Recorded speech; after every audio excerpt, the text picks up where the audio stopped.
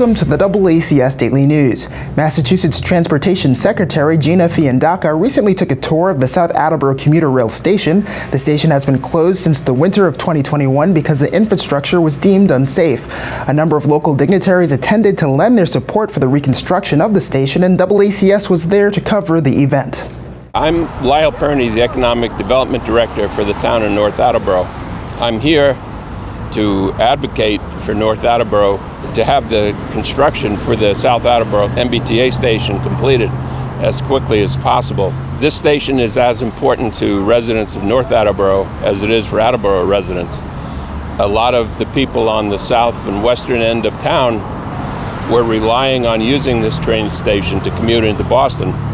And with its closing, they either have to go through a very congested area in Attleboro to get to the train, or go to Mansfield, which is a long drive and also congested. So it's extremely important for us that this station be reworked and reopened as soon as possible.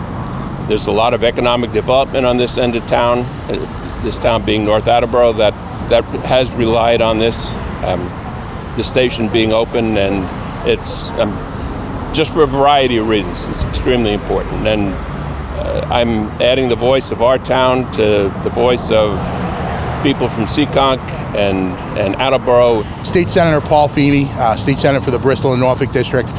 We're here today at the South Attleboro train station to have a meeting with Secretary Fiandaca, the Massachusetts Department of Transportation, to show her exactly what we've been talking about now for quite a bit, which is the need to actually reopen the station, make it ADA compliant, and allow for a place for commuters here in Attleboro to be able to come and access the commuter rail comfortably, including our Regional Transportation Authority. You know, we want to make sure that seniors, people that don't necessarily have transportation to be able to drive to another station, that they can come here and commute into Boston easily.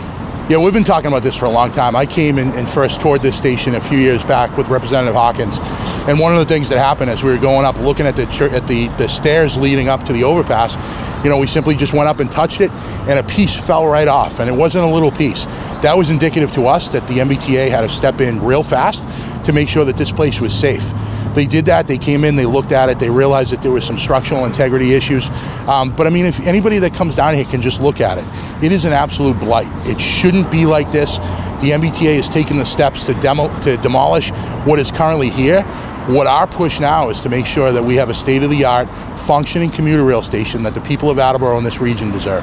There's no doubt that the price tag is expensive on erecting a brand new station like this in Attleboro. That's true across Massachusetts, it's across this country. The costs are escalating, and it really is an expensive proposition.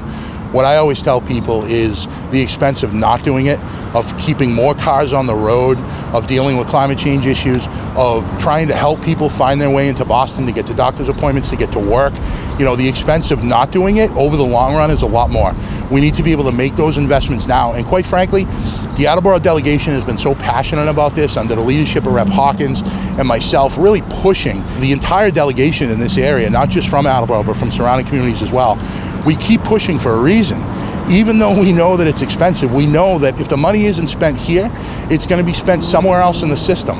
And candidly, I don't think we should be investing millions and millions and millions of dollars in Boston and other places across the state and ignoring a gateway city like Attleboro.